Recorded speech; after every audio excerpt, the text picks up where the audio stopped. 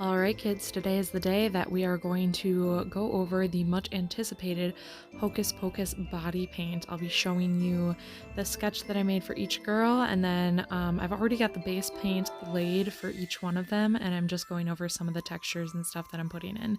So we're starting with Jessilyn, who played Mary. For this, I started with a red metallic base paint, water activated, and then I'm going in with this, I think it's usually like a cracked dirt or cracked earth texture, but I'm using it to kind of try and make more of a pleather leather texture and just add a little bit of depth and color to her piece. Then I'm gonna go in and I'm using, I actually use plastic folders or plastic binders that are upcycled, and I cut the edges of those off. I cut a lot of my templates out of this too, but I'm using it just to create a straight line. I'm using a little bit of lace to create some lace edges. Airbrushing through all of this, and I'm using a brown airbrush paint for all of this, and then sharpening those lines again with that cut piece of plastic binder. Next, I'm going in, I'm using a water activated paint to give her some shrugged shoulders. I know it was supposed to be like orange undershirt, but the orange paint I got, my Graftobian didn't come in time. I used a wolf paint. It did not show up on her at all. Hated it. Did not work.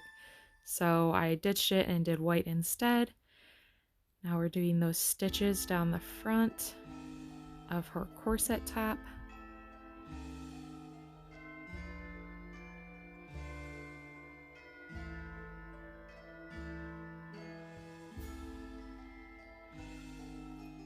Next, I'm going to go in and hand paint all of the edging on this top, and then use water just to kind of blend it out and soften my edges, as well as adding more white highlights where I might need them, where I want the white to be a deeper color.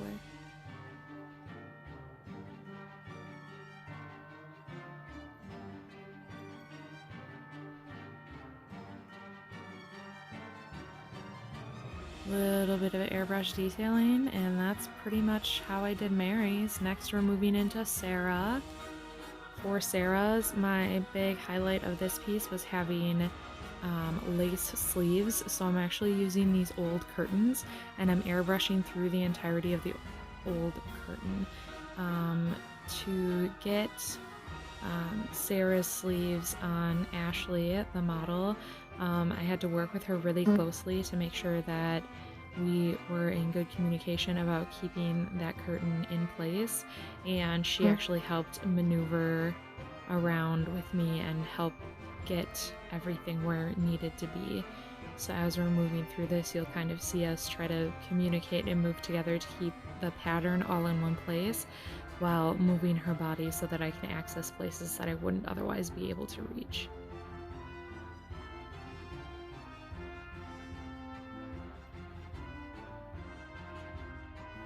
So here is a good example of that. I'm having her lift her arm up, but I still need the fabric to be tight to it, so she's actually helping hold on one end of her arm while I hold on the other to keep that fabric taut so that I can spray through it and get a good lacy pattern. Nice thing with lace is it's got a lot of texture, so if I am missing a little space or two, I can kind of go in and fake it and match it up. But this worked really well, and I got a nice consistent pattern all the way around her arm. It looks so pretty. Next, I'm going in, I'm using just a paper doily to create a lace edge all around her corset top and her sleeves. I'm sticking with the purples, pinks, and reds in Sarah's outfit in the movie that's underneath her cloak or cape. I also do this around the wrists to finish off that lace cuff. I could also hand paint this in, but I really love using doilies.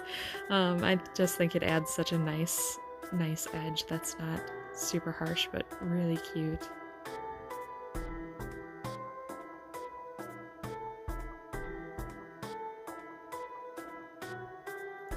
To create on Sarah's bodice, there was a little bit of like flower embroidery, so I'm just using some stencils for that. Then we're going to get into Winifred. So I had the solid green laid down first, and then I'm doing the same kind of edging technique that I did with Jessilyn's, but I'm using yellow. I also have printed out on my Cricut this lovely Gaelic knot pattern that I'm going to airbrush on through. So I'm getting that all out of place, spraying it all in.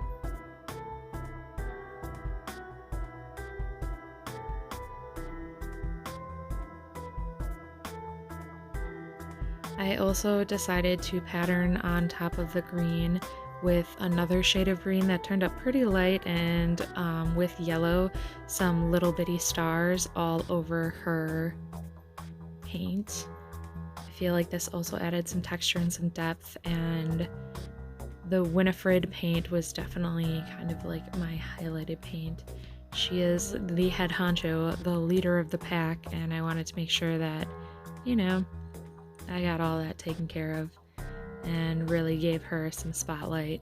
I'm laying down a yellow on the edge of her arms first, so that when I go in with my doily, it has a yellow hue behind it when I do the edges of the cuffs, just like I did with Ashley's. You can see I haven't painted her underarms.